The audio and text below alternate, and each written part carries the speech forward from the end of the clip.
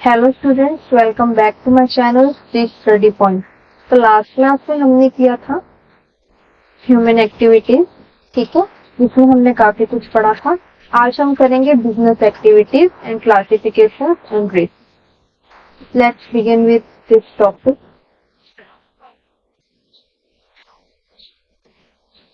तो आज हम पढ़ेंगे classification of business activities, classification of business activities into industry and commerce. Business activity को दो पार्ट्स में क्लासिफाई किया गया, इंडस्ट्री एंड कॉमर्स, जिसको आज हम डिस्कस करेंगे, ठीक है। उसके बाद इनकी कुछ सब कैटेगरीज भी हैं, उनको पढ़ेंगे।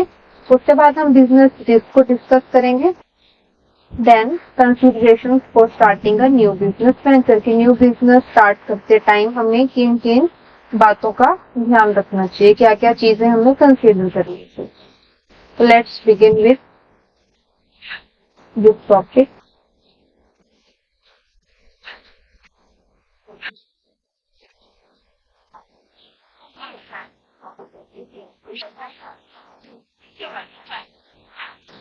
सबसे पहले हम पढ़ेंगे क्लासिफिकेशन ऑफ बिजनेस एक्टिविटीज। तो बिजनेस एक्टिविटीज को दो पार्ट्स में क्लासिफाई किया गया, इंडस्ट्री एंड कॉमर्स। तो इंडस्ट्री क्या है? इंडस्ट्री है जहां पर रॉ मटेरियल्स को प्रोसेस किया जाता है फाइनल प्रोडक्ट्स में, ठीक है। रॉ मटेरियल्स को प्रोसेस करके उनको फाइनल प्रोडक्ट्स में कन्वर्ट कर दिया जाता है, यानी कि फाइनल गुड्स तैयार कर दी जाती है, ठीक है। तो वो क्या होता है? Industry. Second is commerce. Commerce में क्या आ जाएगा? यहाँ पे प्रोडक्शन नहीं होता, यहाँ पे क्या होता है? Trade and exchange of goods and services. एक बार ही हम इनको डिटेल में देख लेते हैं। एग्जाम्पल ऑफ इंडस्ट्रीज हम एक बार देख लेते हैं। क्या आएगा? जैसे कि इंडस्ट्री में हमने भी क्या पढ़ा कि रॉ मटेरियल्स को प्रोसेस किया जाता है, फिर उनको फिनिश्ड गुड्स में कन्वर्ट कर दिया जाता है। तो यहाँ पे हमने एग्जाम्पल लिया है ऑटोमोबाइल इंडस्ट्री का।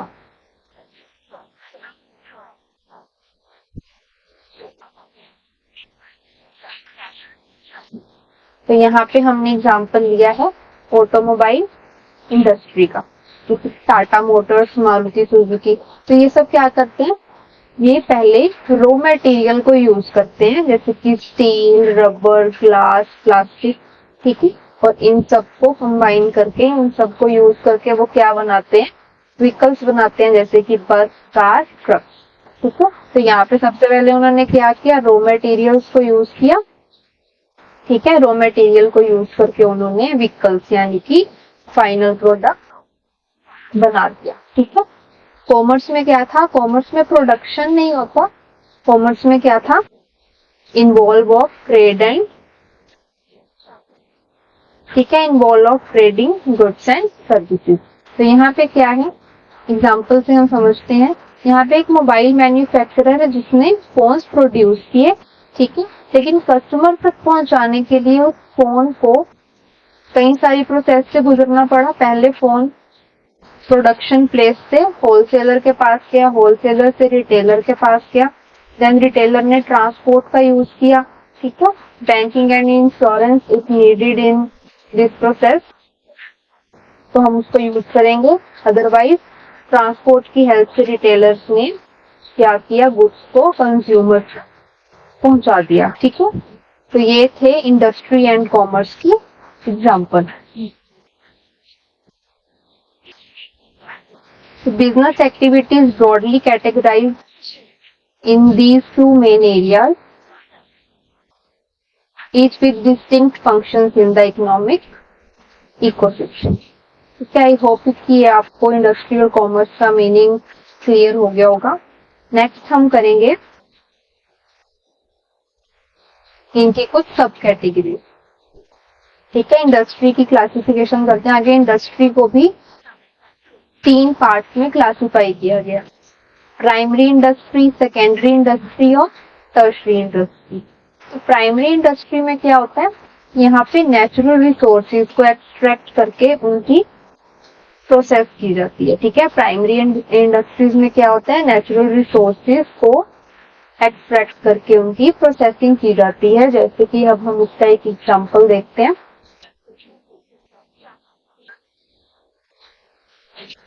यहाँ पे एग्जांपल लिया है एग्रीकल्चर इंडस्ट्री का, ठीक है। यहाँ पे क्या किया, नेचुरल रिसोर्सेज क्या है यहाँ पे, जैसे कि crop like wheat and rice, ठीक है। जब अब इनकी फसल पक जाती है तो इसके बाद क्या किया जाता है, ठीक है, ये एज अ रॉ मटेरियल काम करते हैं। ऐसे ही फॉरेस्ट्री इंडस्ट्री का हमने एग्जांपल लिया। यहाँ पे वुड क्या है, रॉ मटेरियल है, ठीक है। तो वुड को हम काट रहे हैं किसी लिए, पेपर बनाने के लिए, टिम्बर बनाने के लिए, ठीक है। प्राइमरी इंडस्ट्री में क्या होता है कि रॉ मटेरियल्स को एक्सट्रैक्ट करके उनको प्रोसेस किया जाता है। Next is secondary industry. Secondary industry क्या होता है, जहां पे रॉ मटेरियल्स को फिनिश्ड गुड्स में कन्वर्ट कर दिया जाता है, ठीक है। इसको भी हम एग्जांपल की हेल्प से देखते हैं। सेकेंडरी इंडस्ट्री में हमने एग्जांपल लिया टेक्सटाइल इंडस्ट्री का, ठीक है। जैसे यहाँ पे हमने कॉटन क्या है, रॉ मटेरियल हुआ, ठीक है। कॉटन को हमने यूज करके क्या बनाए, क्लोथ एंड गारमेंट। तो यहाँ रॉ मटेरियल को यूज करके हमने फिनिश्ड प्रोडक्ट तैयार कर लिया। नेक्स्ट हम एग्जांपल इसमें लेंगे पेपर इंडस्ट्री का। पेपर इंडस्ट्री में वुड का यूज किया, वुड यहाँ पे रॉ मटेरियल है, रॉ मटेरियल का यूज करके हमने क्या किया, पेपर एंड बुक्स बनाए, ठीक है। आई होप कि आपको ये एग्जांपल से क्लियर हो गया होगा। Third one is tertiary industry. Tertiary industry में क्या आ जाएंगे, इसमें आ जाएंगे सर्विस प्रोवाइडर्स, ठीक है, जो प्राइमरी एंड सेकेंडरी इंडस्ट्री को हेल्प करते हैं कंज्यूमर तक गुड पहुंचाने में, ठीक है। इसका भी एग्जांपल हम देख लेते हैं। टर्शियरी इंडस्ट्री में आ जाएगा banking and finance, transport, warehousing, retail and trade. अभी इन पॉइंट्स को हम आगे डिटेल में पढ़ेंगे। तो नेक्स्ट इज, ये थी इंडस्ट्री की क्लासिफिकेशन। अब हम करेंगे प्राइमरी एंड सेकेंडरी इंडस्ट्री की कुछ सब कैटेगरी। तो प्राइमरी इंडस्ट्री की भी दो सब कैटेगरीज हैं, एक्सट्रैक्टिव इंडस्ट्रीज और जेनेटिक इंडस्ट्रीज। तो एक्सट्रैक्टिव इंडस्ट्री में क्या होता है कि नेचुरल रिसोर्सेज को एक्सट्रैक्ट किया जाता है, उनको रिफाइन किया जाता है। जेनेटिक इंडस्ट्री में क्या होता है, इसमें प्लांट्स एंड एनिमल्स का यूज होता है, प्लांट्स की ब्रीडिंग की जाती है, कि ज्यादा से ज्यादा केमिकल्स प्लांट्स में यूज किए जाते हैं कि वो फास्टर ग्रो करें, ज्यादा से ज्यादा ग्रो करें, ठीक है। और एनिमल्स का रिप्रोडक्शन ज्यादा से ज्यादा करने के लिए क्या किया जाता है, उनको इंजेक्शंस दिए जाते हैं, ठीक है, जिसकी वजह से ज्यादा प्रोडक्शन हो पाता है। इसको भी हम एग्जांपल की हेल्प से देखेंगे।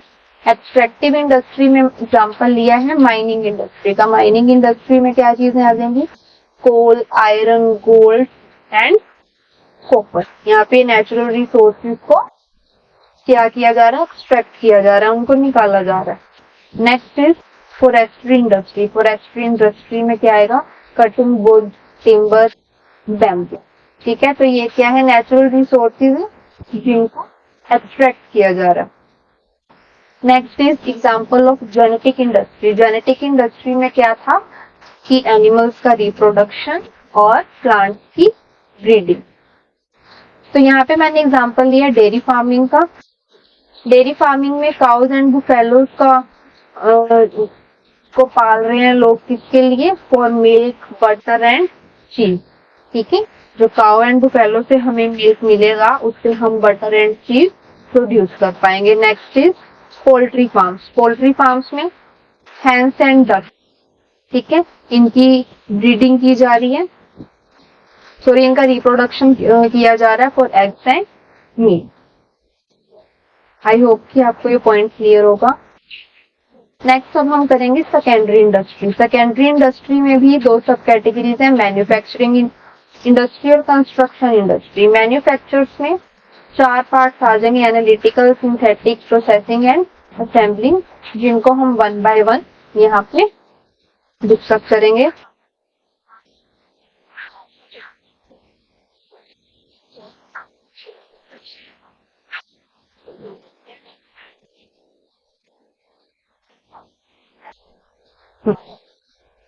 तो सेकेंडरी इंडस्ट्री में क्या आ जाएगा?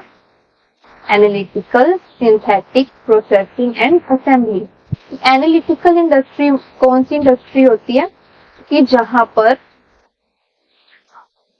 रॉ मटेरियल्स को ब्रेक किया जाता है इनटू डिफरेंट यूजफुल प्रोडक्ट। ठीक है, यहाँ पे एग्जांपल लिया मैंने ऑयल रिफाइनरी का। तो सबसे पहले क्या है, क्रूड ऑयल आया, क्रूड ऑयल से क्या बना दिया, इसको ब्रेक किया डिफरेंट यूजफुल प्रोडक्ट्स।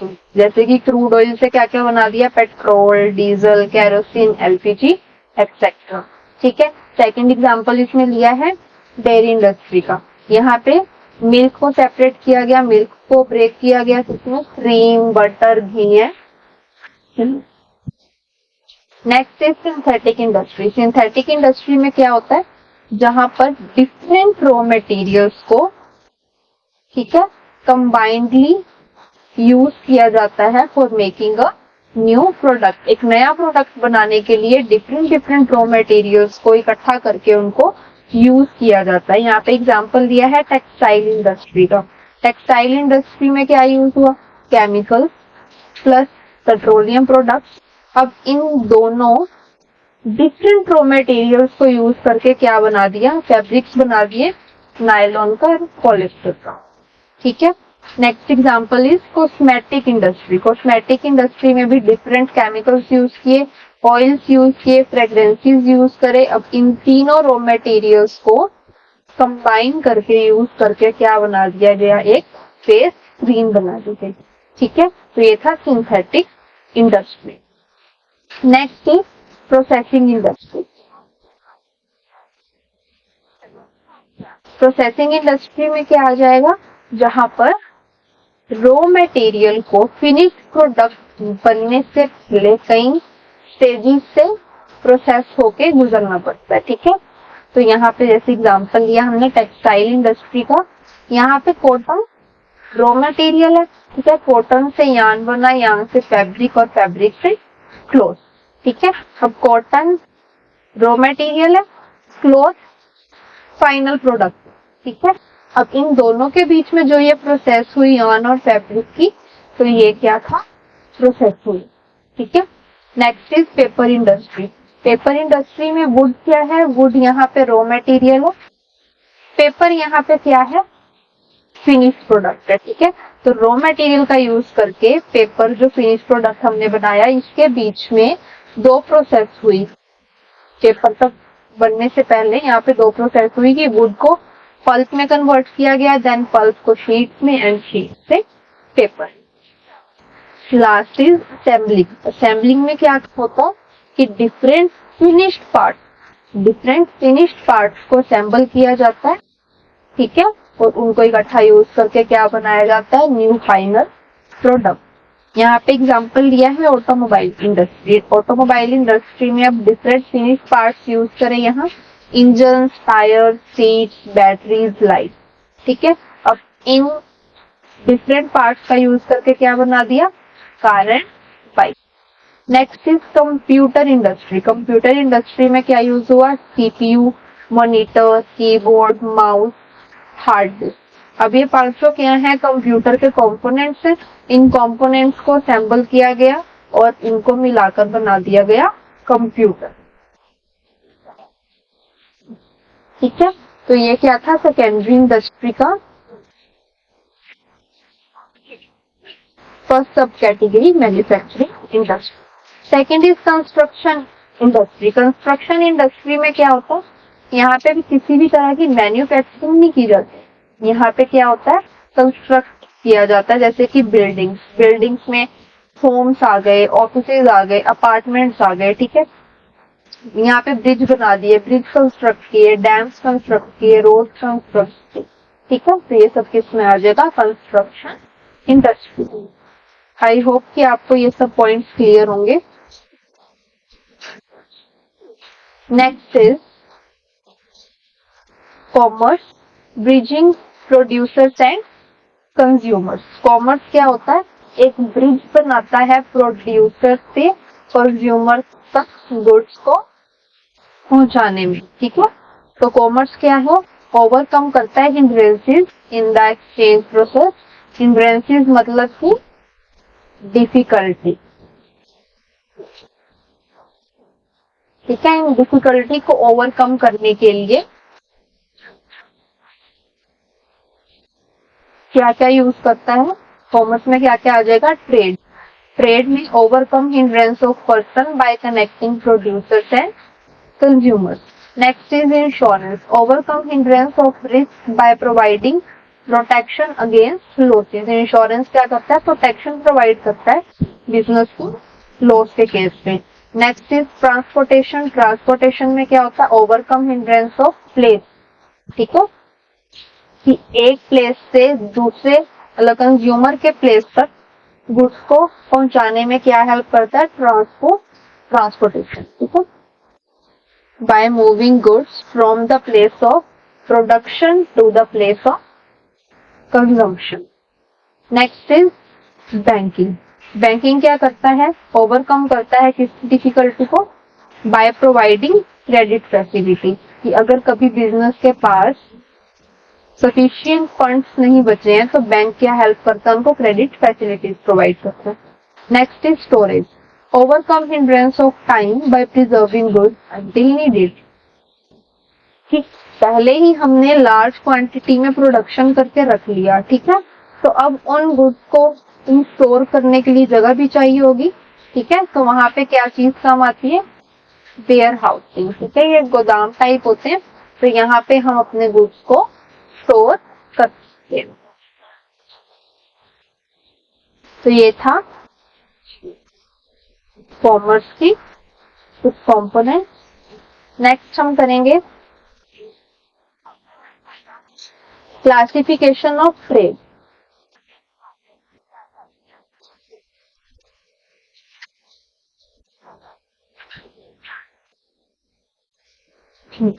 तो यहाँ पे हम करेंगे क्लासिफिकेशन ऑफ ट्रेड। तो इसमें सबसे पहले है wholesale trade, retail trade, import trade, export and entrepot, internal trade, external trade. One by one अब हम इनको एक बारी अच्छे से पढ़ते हैं।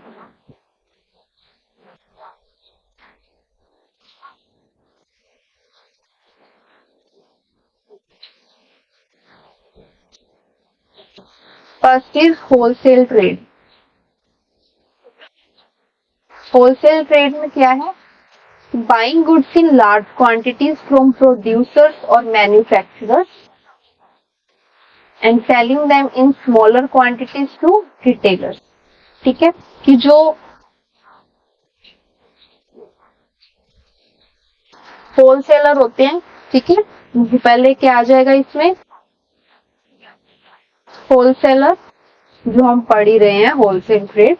होलसेलर क्या करते हैं कि लार्ज क्वांटिटीज में गुड्स को बाय कर लेते प्रोड्यूसर से, मैन्युफैक्चरर से, ठीक है, और बाय करने के बाद क्या करते हैं कि वो गुड्स को स्मॉलर क्वांटिटीज में रिटेलर्स को सेल कर देते हैं। वो डायरेक्टली कंज्यूमर्स को सेल नहीं करेंगे गुड्स, किसको सेल करेंगे, रिटेलर्स को। एग्जाम्पल, और टेक्सटाइल होलसेलर, ठीक है, टेक्सटाइल का होलसेलर है जिसने क्या किया, उसने क्लोथ परचेज किया मैन्युफैक्चर से, ठीक है, अब वो क्या करेगा, उसको सप्लाई कर देगा गारमेंट शॉप को, ठीक है, डिफरेंट गारमेंट शॉप पे क्लोथ्स को सप्लाई कर देगा, ठीक है। Next is import trade. Import trade में क्या है, buying goods and services from foreign countries.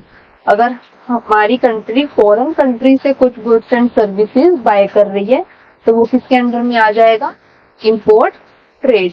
To use resale और production in the home country. अब उन गुड्स को यूज भी कर सकते हैं, रीसेल भी कर सकते हैं, and production in the home country की अगर फॉरेन कंट्री से हमने रॉ मटेरियल परचेज किया, रॉ मटेरियल परचेज करके प्रोडक्शन हम कहाँ कर रहे हैं, अपनी कंट्री में कर रहे हैं, ठीक है।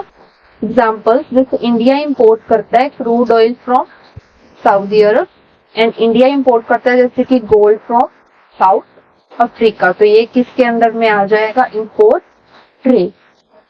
Next is retail trade. Retail trade क्या होती है कि जो गुड्स हैं उनको स्मॉलर क्वांटिटीज में सेल किया जाता है, फाइनल कंज्यूमर डायरेक्टली। ठीक है, होलसेल ट्रेड में क्या था कि जो होलसेलर होता है वो लार्ज क्वांटिटी में गुड्स को बाय करता है, देन वो रिटेलर्स को स्मॉल क्वांटिटी में सेल कर देता है। ठीक है, अब रिटेल ट्रेड में क्या होगा कि जो गुड्स हैं उनकी स्मॉल क्वांटिटीज को किसको सेल किया जाएगा, फाइनल कंज्यूमर को, वो भी directly for their personal use, not for resale. अगर किसी ने गुड्स को बाय किया है फॉर द रीसेल पर्पस कि मैं खरीद अब इसको आगे बेचूंगा, तो वो फिर कंज्यूमर उसको नहीं बोलेंगे। ठीक है, कंज्यूमर कौन होगा, जो अपने पर्सनल यूज के लिए उस गुड्स को बाय करेगा। एग्जाम्पल, किराना शॉप्स, ग्रोसरी स्टोर, सब आपने अपने आसपास देखे होंगे, जहाँ से हम फूड ग्रेन्स लेते हैं, soap, oil, daily house hold things. ठीक है, तो ये क्या होती है, ये हमारे पर्सनल यूज के लिए होती है। ठीक है, second examples like stationery shop, यहाँ से पेन, बुक्स, नोटबुक्स बच्चों को, स्टूडेंट्स को सेल किया जाता है ये। ठीक है, तो ये क्या है कि डायरेक्टली फाइनल कंज्यूमर को गुड्स सेल करी जा रही है। Next is export trade. Export trade में क्या आ जाएगा, selling goods and services from home country to foreign country. Like India क्या एक्सपोर्ट करता है फॉरेन में, tea, coffee, spices to Europe and USA. Home country कौन होगी, जहां पे प्रोडक्शन हुआ है गुड्स एंड सर्विसेज का। ठीक है, और उसको फॉरेन कंट्री में सेल किया जा रहा है। Next is India export automobile. कुछ ऑटोमोबाइल्स भी इंडिया एक्सपोर्ट करता है फॉरेन कंट्रीज में, like Tata and Mahindra. Next is entrepot, और जिसको री एक्सपोर्ट ट्रेड भी कहा जाता है। इसमें क्या होगा, importing goods from one country, कि एक कंट्री से गुड्स को इंपोर्ट कर लिया। ठीक है, एक कंट्री से उसको इंपोर्ट करने के बाद हम उसको एक्सपोर्ट कर रहे हैं किसी दूसरी कंट्री में। ठीक है, without using them in home country. एक कंट्री से क्या किया, हमने गुड्स इंपोर्ट कर ली। ठीक है, अब हम उनको इंपोर्ट करने के बाद दूसरी कंट्री में एक्सपोर्ट कर रहे हैं, दूसरी कंट्री में उनकी सेल कर रहे हैं। ठीक है, जो होम कंट्री है यहाँ पे वो act as a middleman, यहाँ पे मिडल मैन का काम कर रही है होम कंट्री। ये वन कंट्री और अनदर कंट्री के बीच में होम कंट्री जो है ये मिडल मैन का काम कर रही है। ठीक है, एग्जाम्पल, इंडिया ने इंपोर्ट किया क्रूड ऑयल फ्रॉम ईरान। ठीक है, अब उसको रिफाइन किया, अब उसको एक्सपोर्ट कर रही है Nepal and Bangladesh. Export petroleum products Nepal and Bangladesh. I hope कि आपको पॉइंट्स क्लियर हो गए होंगे। Next is internal trade. Internal trade क्या होगा कि buying and selling of goods and services with in the boundaries of country, कि अपने ही कंट्री की बाउंड्री के अंदर ही उन गुड्स एंड सर्विसेज की बाइंग एंड सेलिंग हो रही है। ठीक है, जैसे कि अ फार्मर इन पंजाब का फार्मर व्हीट को सेल कर रहा है दिल्ली के ट्रेडर को। ठीक है, तो विद इन द बाउंड्री हो गया, ये अपने इंडिया के अंदर ही हो गया। ठीक है, next is external trade. External trade में क्या आ जाएगा, buying and selling of goods and services taken place between two और मोर कंट्रीज। यहाँ पे गुड्स एंड सर्विसेज की बाइंग एंड सेलिंग हो रही है बिटवीन टू और मोर कंट्रीज, दो या दो से ज्यादा कंट्रीज के बीच में। आई होप कि ये पॉइंट्स आपको क्लियर होंगे। नेक्स्ट हम करेंगे ऑक्सिलरीज टू ट्रेड। ठीक है, अभी पहले हमने ट्रेड पढ़ा था, अब हम पढ़ेंगे ऑक्सिलरीज टू ट्रेड। यहाँ पे क्या होता है, यहाँ पे कुछ एक्टिविटीज होती हैं जो फैसिलिटेट करती हैं exchange of goods and services को, just like banking and financing, advertising, warehousing, insurance and transportation. Banking and finance क्या करता है, यहाँ पे easy availability of credit to business and traders, कि जब भी बिजनेस या ट्रेडर्स के पास सफिशिएंट फंड्स नहीं है उस केस में बैंक जो है उनको easy availability of credit, easily finance उनको प्रोवाइड कर देता है। Next is advertising. अब कोई बिजनेस है, अब कस्टमर्स तक कैसे पता चलेगा कस्टमर्स को कि मार्केट में ये नया प्रोडक्ट लॉन्च हुआ है? एडवर्टाइजिंग के थ्रू, ठीक है। Enables business to reach potential buyers and increase sale. Next is warehousing. Warehousing में क्या होता है? गुड्स को स्टोर किया जाता है जब तक कि उनको सोल्ड ना कर दिया जाए for final consumption. Next is insurance. Insurance जो है वो प्रोटेक्ट करता है against business risk through premium payment. Transportation. Transportation widens geographical boundaries for business operation. एक प्लेस से दूसरे प्लेस तक यानी कि कंज्यूमर्स तक गुड्स को पहुंचाने में ट्रांसपोर्टेशन का सबसे बड़ा हाथ है, ठीक है। तो ये था ऑक्सिलरीज टू ट्रेड। नेक्स्ट हम करेंगे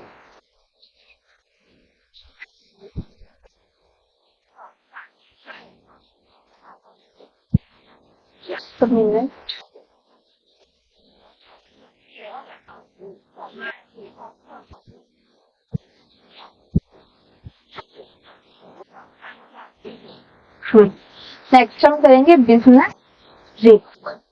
तो बिजनेस रिस्क क्या होता है?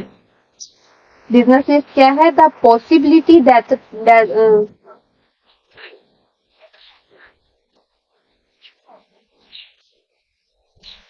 तो अब हम करेंगे बिजनेस रिस्क। बिजनेस रिस्क क्या होता है? The possibility that a business may fail to earn sufficient profits और incur losses due to unforeseen circumstances beyond its control.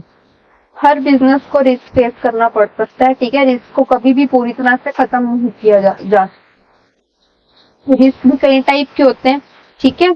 अब कोई शॉपकीपर है, उसने मैंगो बाय कर लिए, ठीक है, बाय कर लिए उसने बेचने के लिए, लेकिन क्या हुआ, एक हैवी रेन हुई, अब उस ज्यादा बारिश होने की वजह से वो सब खराब हो गए, तो अब शॉपकीपर को लॉस फेस करना पड़ा, ठीक है।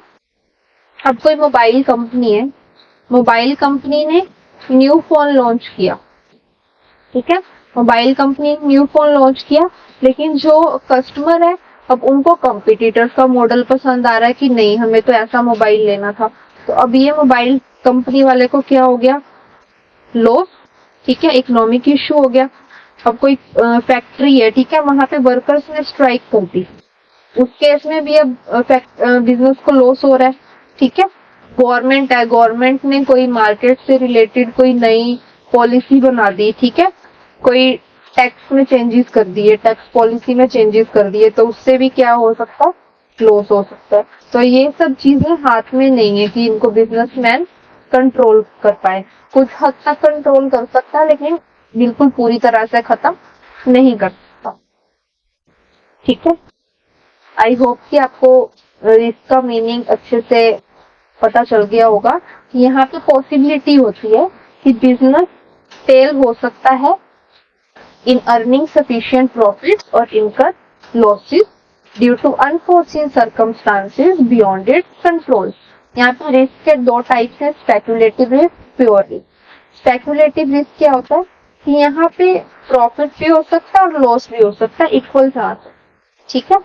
50-50 चांस है कि 50% हमें प्रॉफिट भी हो सकता है, 50% हमें लॉस भी हो सकता है। Next is pure risk. Pure risk में क्या होता है, यहाँ पे या तो सिर्फ लॉस होगा और या लॉस नहीं होगा, यहाँ पे सिर्फ लॉस का पॉइंट कंसीडर करेंगे, या तो ओनली लॉस या फिर no loss. Next is nature of business risk. Business risk का नेचर क्या है, essential part of every business, हर बिजनेस को फेस करना पड़ता है। रिजल्ट ऑफ अनफोर्सीन सर्कमस्टांसेस, की फ्यूचर अनसर्टेन है, कभी भी कुछ भी हो सकता है, फ्लड आ गई, हैवी रेन हो गई, ठीक है, तो उससे भी क्या हो सकता है, बिजनेस रिस्क बढ़ सकता है, ठीक है। Third one is directly related to profit. अब जो बिजनेस ज्यादातर क्या होता है, जहाँ पे हायर रिस्क होता है वहां पे हायर प्रॉफिट्स भी होते हैं, ठीक है, लेकिन ऐसा हर बार भी जरूरी नहीं होता। कई बार हायर रिस्क को फेस करने के टाइम पे हमें भारी लॉस का सामना करना पड़ सकता है। Next is degree varies by business type and size. अब रिस्क जो है वो बिजनेस के टाइप और साइज पे डिपेंड करता है कि किस तरह का बिजनेस है, लार्ज स्केल पे है, स्मॉल स्केल पे है, बिजनेस का साइज क्या है, किस तरह की गुड्स आप बाय कर रहे हो, किस तरह की गुड्स आप प्रोड्यूस कर रहे हो, तो वो उन चीजों के ऊपर डिपेंड करता है।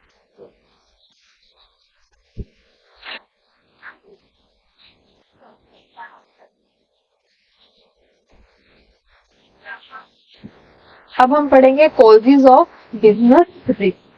बिजनेस किन किन वजह से हो सकता है, तो कुछ नेचुरल कॉजेज भी हैं, जैसे कि अर्थक्वेक हो गया, फ्लड हो गया, termites causing heavy losses beyond business control. अब इन चीजों के ऊपर कंट्रोल थोड़ी है, ठीक है, ये तो नेचुरली कभी भी हो सकता है, कभी भी अर्थक्वेक आ सकती है, ठीक है। Economic causes like uncertainty from competitors policy, price change हो गए, शिफ्टिंग कंज्यूमर प्रेफरेंस, कि कंज्यूमर का टेस्ट एंड प्रेफरेंस ही चेंज हो गया, कि आप जो गुड्स प्रोड्यूस कर रहे हो, ठीक है, वो अकॉर्डिंग टू कंज्यूमर के टेस्ट एंड प्रेफरेंसेस के अकॉर्डिंग है ही नहीं, ठीक है। प्राइसेस में चेंज हो गया कि आपने हाई प्राइसेस रखे हुए हैं लेकिन जो आपका कंपटीटर है उसने लो प्राइस रख लिए, तो अब कस्टमर सारे कंपटीटर की तरफ शिफ्ट हो गए, ठीक है। तो इस केस में क्या होगा, इकोनॉमिक कॉजेज। तो आपको ये कीवर्ड याद रखने हैं, जहाँ पे अर्थक्वेक, फ्लड, टर्माइन की बात हो रही है वहां पे नेचुरल कॉजेज, जहाँ पे competitor policies, price changes, shifting consumer preference की बात हो रही है, यहाँ पे economic causes. Third one is human cause. Human cause क्या होगा, ये directly related to human action, such as carelessness, लापरवाही की वजह से हो सकता है, स्ट्राइक की वजह से, रायट की वजह से, कुछ other causes like political disturbance, है ना, कि गवर्नमेंट ने कुछ न्यू पॉलिसीज बना दी हैं related to trade, related to tax policy, तो उस केस में भी क्या होता है, बिजनेस रिस्क फेस करना पड़ सकता है। यहाँ पे एक्सचेंज रेट फ्लक्चुएशंस की मार्केट रेट फ्लक्चुएट कर रहे हैं, ठीक है, बजट अमेंडमेंट, बजट में कोई चेंज आ, ठीक है, तो ये सब क्या है, causes of business risk. Now the last topic of this chapter, factors to consider before starting a business। कोई भी बिजनेस स्टार्ट करने से पहले हमें किन किन फैक्टर्स को ध्यान में रखना चाहिए। First is line of business, इसमें आ जाएगा कि कैसा प्रोडक्ट टाइप है हमारा, ठीक है, मार्केट में डिमांड क्या चल रही है उसको एनालाइज करना सबसे पहले, ठीक है, प्रॉफिट मार्जिन लेके चलना। कोई भी बिजनेस स्टार्ट करने से पहले हमें सोचना पड़ता है कि हम किस प्रोडक्ट में अपना बिजनेस करेंगे, किस तरह के प्रोडक्ट्स हम प्रोड्यूस करेंगे। उसके बाद हमें मार्केट में डिमांड को देखना है कि कस्टमर की डिमांड है क्या, उसके अकॉर्डिंग आपको गुड्स का प्रोडक्शन करना है, ठीक है, अपना प्रॉफिट मार्जिन लेके चलोगे। Next is scale and location. एक अच्छा सा एक अच्छी सी लोकेशन आपको देखनी होती है कि जहां पर कस्टमर्स को जाने में आसानी हो, ठीक है, भीड़ भाड़ वाला इलाका ना हो। अगर हम एक एग्जिस्टिंग मार्केट में ही अगर हम अपनी शॉप खोलेंगे, वहां पे ज्यादा कस्टमर आएंगे क्योंकि वो देखेंगे, वो अट्रैक्ट होंगे कि यहाँ पर एक नई शॉप खुली है, तो चलो इसमें चलकर एक बारी इसको एक्सप्लोर करके आते हैं, ठीक है। तो स्केल एंड लोकेशन ये चीज भी बहुत ही मैटर करती है कोई भी बिजनेस को स्टार्ट करने से पहले। Third one is finance and resources, analysing fund raising options, acquire machinery, equipment and technology. आपके पास फाइनेंस कितना है, कितना फाइनेंस आप इन्वेस्ट कर रहे हो अपने बिजनेस में, ठीक है, किस तरह के रिसोर्सेज आपको चाहिए, क्या रिसोर्सेज आप यूज करने वाले हो अपने बिजनेस में, तो ये सब पहले से ही डिसाइड करना हो। Next is people and planning, hire competent workforce, plan taxes and commence operation. एक अच्छा वर्कफोर्स होना चाहिए आपके पास, एक अच्छा स्टाफ होना चाहिए जिनको आप हायर करोगे अपने बिजनेस में, ठीक है। आपको टैक्सेस को प्लान करके चलना है, ठीक है, उसके बाद आपको अपनी एक्टिविटीज को फर्दर लेके जाना। Next is efficient and dedicated man power, कि जो आपकी वर्कफोर्स है, जो आपका स्टाफ है, वो कॉम्पिटेंट होना चाहिए और ट्रेंड होना चाहिए। ठीक है, जितना वो ट्रेंड होगा उतने अच्छे से वो परफॉर्म करेगा और बिजनेस अपने गोल्स को अचीव कर पाएगा। Next is physical requirement. Physical requirement में क्या आ जाएगा? Machinery, equipment, tools and technology आ जाएंगे फिजिकल रिक्वायरमेंट के under. Next is tax planning. Tax planning में as per various tax laws in the country must be done carefully. तो tax plan करके भी पहले से ही रखना पड़ता है। और ये सब चीजें कंसीडर करने के बाद at the last you can start the enterprise, commence the business operation. I hope कि आज के टॉपिक्स आपको अच्छे से समझ में आए होंगे। अगर कोई भी डाउट्स हो तो कमेंट बॉक्स में आप पूछ सकते हैं, मैं आप जरूर सबको उनके डाउट्स क्लियर करूंगी। ठीक है, और अगर आपको वीडियो अच्छा लगा हो तो इसको लाइक, शेयर एंड सब्सक्राइब कर दीजिएगा। कल मिलते हैं फिर से 4 बजे।